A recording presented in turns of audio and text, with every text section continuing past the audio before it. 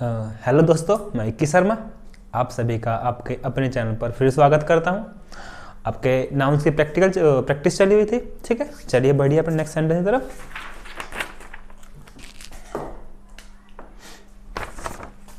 आज का one sentence आपका sentence number 1 sorry. They have invited Pappu and I to the function to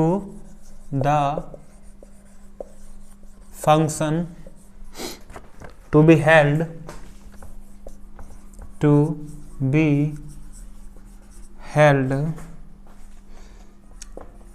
in the next month and then no error, ठीक है। अब आप पहले वो देखिए, जो वर्ड मीनिंग से इनवाइटेड का अर्थ है आपका आमंत्रित करना, और फंक्शन जानते हैं आप, हेल्ड मतलब होने के सेंस में, ठीक है। किसी प्रोग्राम का होना या उसे किया जाना वो हेल्ड के सेंस में आएगा। और मंथ हालांकि जानते हैं, नेक्स्ट भी आप जानते हैं। प्रॉब्लम देखिए, प्रॉब्लम कहाँ है, देखिए दे हैव इन्वाइटेड। देखिए सिंपल चीज़ है, आपका जो पप्पू और आई है, पप्पू एंड आई हैं, ये दोनों आपके ऑब्जेक्टिव केस में यूज हुए हैं, ठीक है।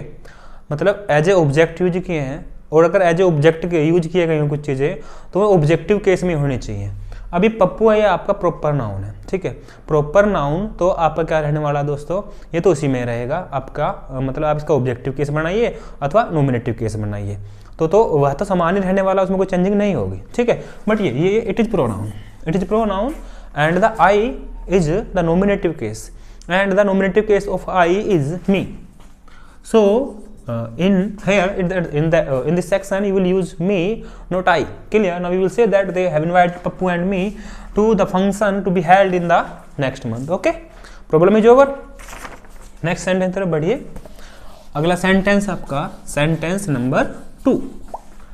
सेंटेंस नंबर 2 देखिए अपना, सेंटेंस नंबर 2 है दोस्तों आपका, ये है, हाँ okay. If you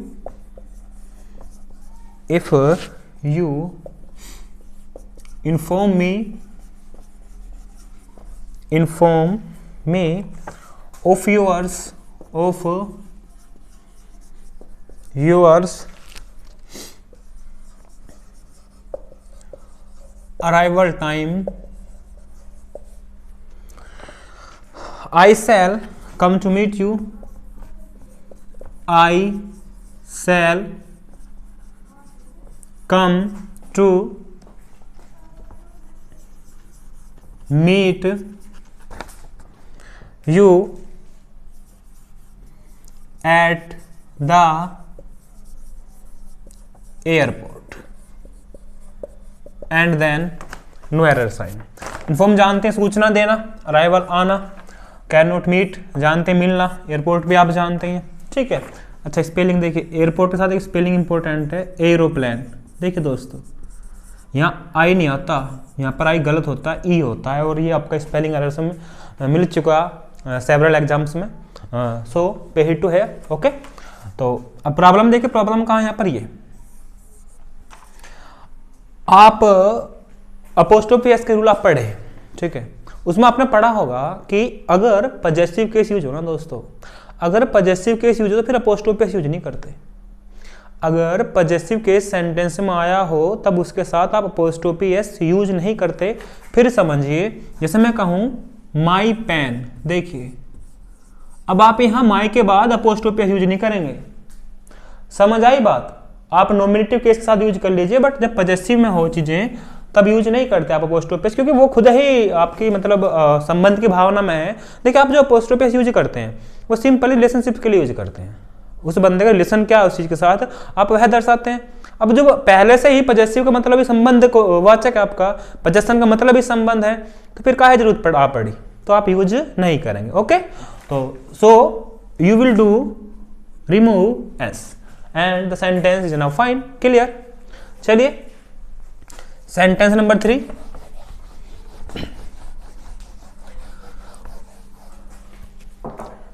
sentence number 3, my uncle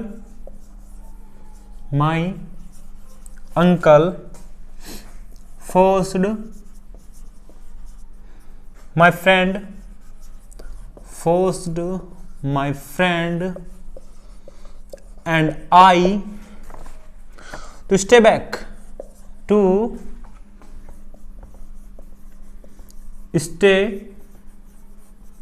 back and then no error। ठीक है, वर्ड्स देखिए आप दोस्तों, यहाँ पर जो वर्ड्स हैं वो आपका है फोर्स्ड का मतलब होता है आपका पुश करना, जबरदस्ती किसी कार्य को करने के लिए जबरदस्ती कर देना। फ्रेंड भी आप जानते हैं, आई टू स्टे बैक मतलब रुकने के लिए, ठीक है, या फिर से रुक जाने के लिए। अब प्रॉब्लम देखिए, प्रॉब्लम कहाँ है, देखिए फिर से यहाँ जो आपका ये ना मी फोर्स्ड मी फ्रेंड नहीं, सॉरी ये मी नहीं दोस्तों, ये माई है, ठीक है।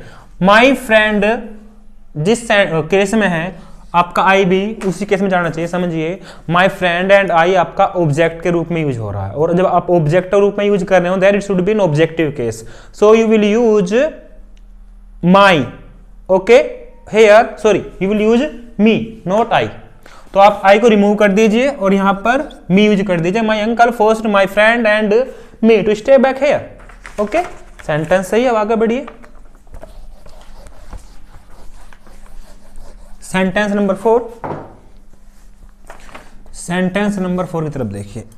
सेंटेंस नंबर 4 आपका the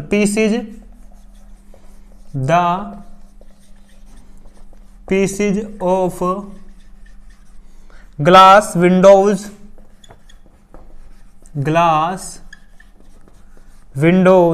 were spread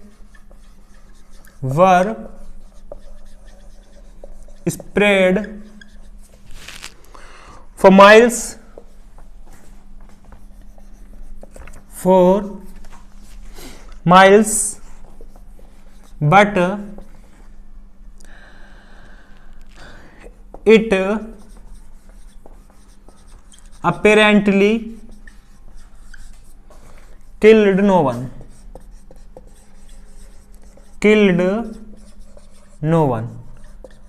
and then no error section। अब दोस्तों प्रॉब्लम देखिए, वर्ड तो आप जानते हैं, पीसीज छोटे छोटे हिस्से, विंडोज आप जानते हैं स्प्रेड बिखर जाना चारों तरफ, अपेरेंटली स्पष्टतया, और किल जानते हैं आप मार देना किसी को या मर जाना। और प्रॉब्लम देखिए, प्रॉब्लम कहाँ है, ये यहाँ पर पीसीज ऑफ ग्लास विंडोज की जगह आप विंडोज ग्लास कीजिए।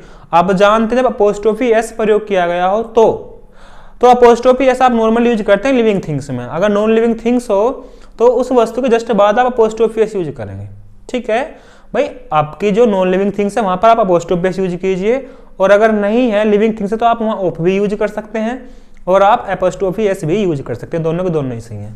तो प्रॉब्लम किधर रहेगी दोस्तों, इधर, ठीक है। चलिए नेक्स्ट सेंटेंस, सेंटेंस नंबर 5 देखें, यहां पर सेंटेंस नंबर 5 है आपका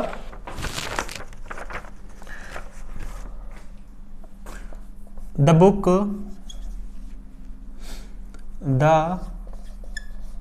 book must be old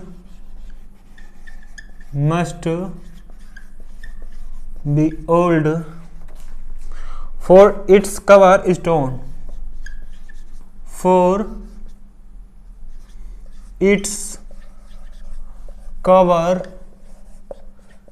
is torn, and then no error। अब प्रॉब्लम देखिए, प्रॉब्लम कहाँ है। अच्छा, वर्ड तो आप जानती हैं, टीयर, टोर, टोन, ये फाड़ने या फटने के सेंस में आता है, जो खत्म हो जाने के सेंस में आता है। अब यहाँ प्रॉब्लम देखिए, प्रॉब्लम कहाँ है, देखिए ये प्रॉब्लम यहाँ है। गौर से समझ इस चीज़ को, मैं बताने की चेष्टा करता हूँ आपसे। जो एक तो होता है इट्स, ये इस प्रकार से, इसका पूरा नाम होता है इट इज, क्लियर। एक होता है इट्स, ये आपका पजेसिव केस है। पजेसिव केस इसके सेंस में आता है, ठीक है। मान लीजिए आप कोई अगर वस्तु यूज कर ले रहे हैं, जैसे कि आप यूज कर सकते हैं कैसे, इट्स नेम भी बोल सकते हैं आप, जैसे मान लीजिए पप्पी आपके पास है तो you will say that it's name, ठीक है, मतलब उसका नाम। पॉजेसिव केस के सेंस में यूज कर रहे हैं, इसका सेंस है इट इज का। जैसे मैं कहूं it is a marker, but मैं इट्स मार्कर बोल रहा हूं ना, अगर इट्स मार्कर बोल रहा हूं तो भी इस सेंस में यूज करूंगा, तो भी इस सेंस में यूज करूंगा। समझ में आई बात, मतलब इट इज अ मार्कर। अगर मैं कहूं इट्स कलर इज ब्लू, अब मैं इस सेंस में जा रहा हूं कि इसका कलर कैसा है, कैसा इसका कलर ब्लू है। समझिए ये आपका इसका फुल फॉर्म इट इज है, और देखो उन्होंने यहाँ पे ये यूज किया है, तो ये गलत है, माइन्यूट से मिस्टेक है, बट काफी इंपॉर्टेंट है, याद रखें चीज को आप। तो क्या करेंगे आप यहाँ पर यूज, आप यूज करेंगे यहाँ पर इट्स, ना कि ये वाला इट इज होता है ये। और एक बात और आप जानते हैं इट्स मी, आपने कई बार बाइक के पीछे देखा होगा लिखा हुआ इट्स मी, श्योरली दोस्तों ये गलत है, ठीक है, कॉम्रेड्स ये गलत है। आप it should B it's I, it should be its I, because after the verb we will use nominative case or subjective case, we will not use objective case after helping verbs. Clear? So here you will not use me, you will use I. Its I is correct according to English grammar rules. Normally in speaking you can use objective case or subjective case. Okay, learn the rule when you are writing and don't learn the rule when you are speaking. Okay, चलिए next.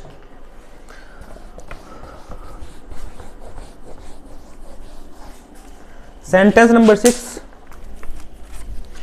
Sorry, चलिए sentence number 6 रहेगा आपका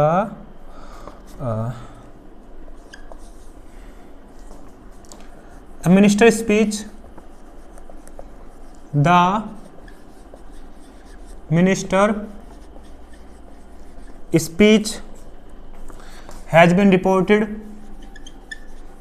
has been reported to the newspaper, to the newspaper, and then no error. Clear? अब देखिए problem कहाँ है, problem देखिए यहाँ है, देखिए ये वाले सेक्शन में प्रॉब्लम है मिनिस्टर स्पीच, कोई रिलेशन नहीं दिखाया गया। आप यहाँ मिनिस्टर के बाद अपोस्ट्रोफी एस यूज कीजिए, मिनिस्टर्स स्पीच, मिनिस्टर मंत्री का भाषण, मिनिस्टर का स्पीच, तो अपोस्ट्रोफी एस यूज होना जरूरी है, अवश्यंभावी है, so will use apostrophe S. Okay, चलिए sentence number 7,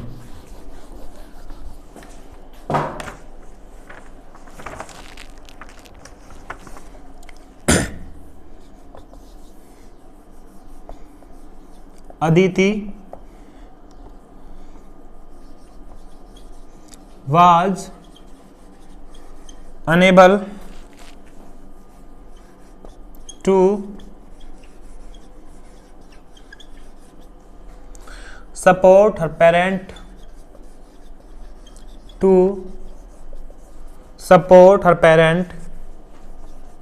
even though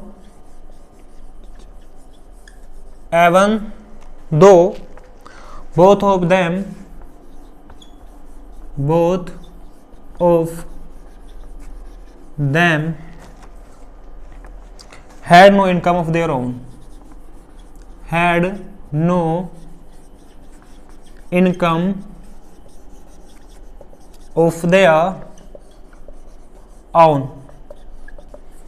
and then no error। ठीक है, वर्ड आप जानते हैं एनेबल योग्य न होना, सपोर्ट करना, ठीक है, पेरेंट माता पिता, माता अथवा पिता, बोथ दोनों के दोनों, इनकम जानते हैं आय, ऑन खुद से या खुद का। अब प्रॉब्लम देखिए, प्रॉब्लम कहाँ है, प्रॉब्लम ये है दोस्तों पेरेंट्स, यहाँ पर आप पेरेंट के स्थान पर यूज करेंगे पेरेंट्स। समझिए पेरेंट आपका सिंगुलर है, हालांकि आप you can use parent also, but here वो चेयर देखिए बोथ ऑफ देम, मतलब वो दोनों का जिक्र कर रहा है। अगर आपने केवल पेरेंट यूज किया या तो उनका मतलब होगा माता या होगा पिता।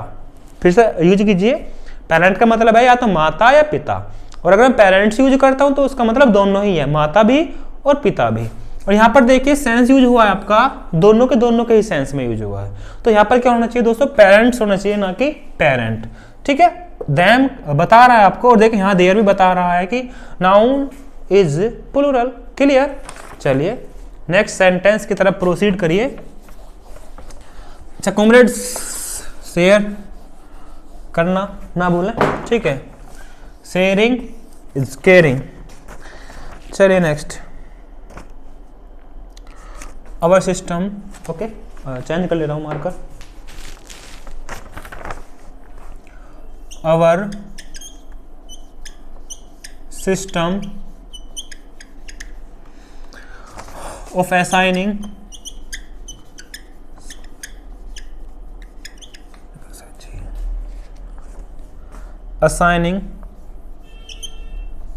different jobs to different people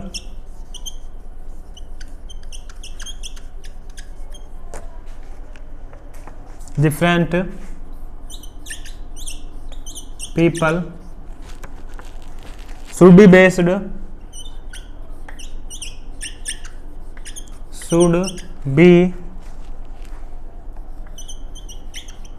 based on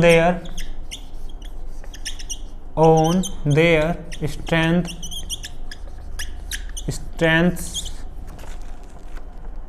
and weaknesses।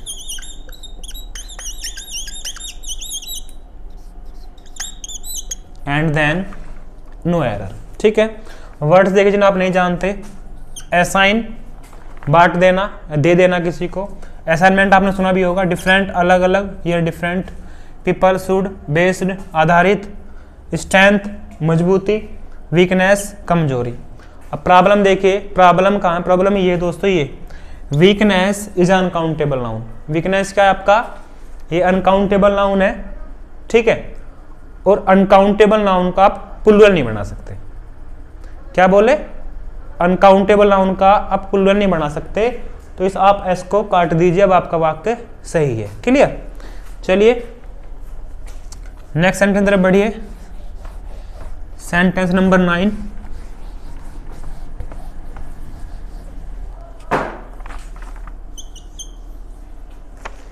Sentence number 9 है आपका, देखिए। द सन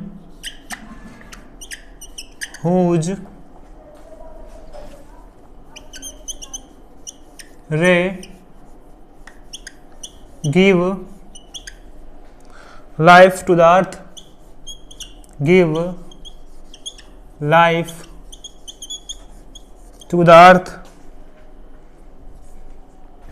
was venerated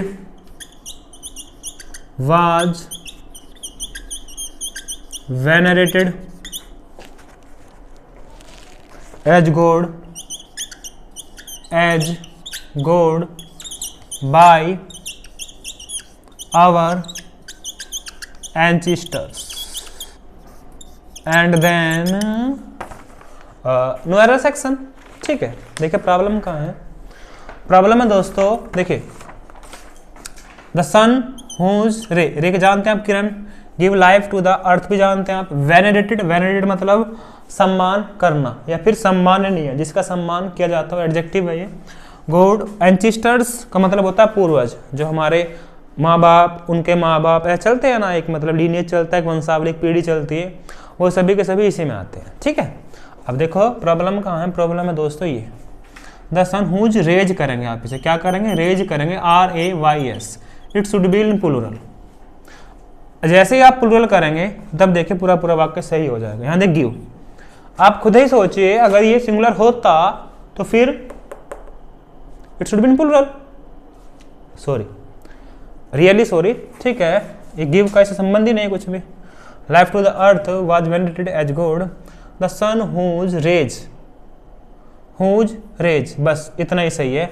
आप रेज कर दीजिए, गिव का इसका मतलब नहीं, गिव का मतलब दोस्तों सन से है, ठीक है। सॉरी फॉर दैट, तो गिव तो सन से है तो गिव ही रहेगा। हाँ मैं ये कहना चाह रहा हूँ, ये गिव्स भी आएगा साथ साथ, ठीक है। और एक बात और है, फिर सोच ले लूँगा एक बार, सन हुज रेज गिव्स, यही सही है दोस्तों, पिछले पहले वाले सही है, ओवरव्यू रहा। देखिए ये गिव है, गिव जो है आपका ये प्लूरल की तरफ लेकर के जा रहा है। किधर लेके जा रहा है, प्लूरल की तरफ लेकर के जा रहा है। और जब प्लूरल की तरफ लेकर के जाया, क्योंकि अगर सिंगुलर होता तो यहाँ पर होता अब गिव्स, क्या होता, गिव्स, तो देखिए प्लूरल होना चाहिए आपका रे, फिर क्या हो जाएगा, रेज हो जाएगा। अब आपका वाक्य सही है, ठीक है। चलिए आज का लास्ट सेंटेंस देखिए, sentence number 10।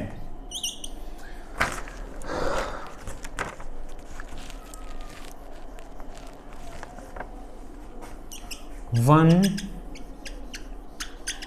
must use his best efforts, use his best efforts if one wishes to succeed. If one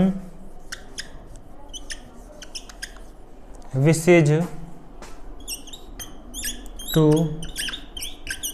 succeed, and then no error section. देखिए प्रॉब्लम, अच्छा वर्ड आप जानते हैं, must use his best efforts प्रयास, विशेष कामनाएं, succeed कामयाब होना, ठीक है। या जो कामयाब हो गया इट इज एन एडजेक्टिव।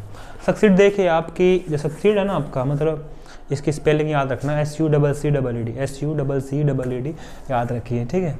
अब प्रॉब्लम देखिए, अगर वन आए ना दोस्तों, फिर as a pronoun you will use ones, क्या यूज करेंगे, वंस यूज करेंगे। हिज नहीं आता, अगर वन आया तो फिर वन ही आएगा आपके ऑब्जेक्ट में भी, ऐसा नहीं आप हिज करके बैठ जाओगे। ये सबसे बड़ी ब्लंडर आती है और एग्जाम में काफ़ी मिलने वाली चीज़ है, ठीक है। तो आज के लिए इतना ही काफ़ी था, कल से फिर से नेक्स्ट वीडियो मिलते हैं, तब तक के लिए thanks, have a nice day, और वीडियो शेयर करना बिल्कुल ना भूलें, ठीक है।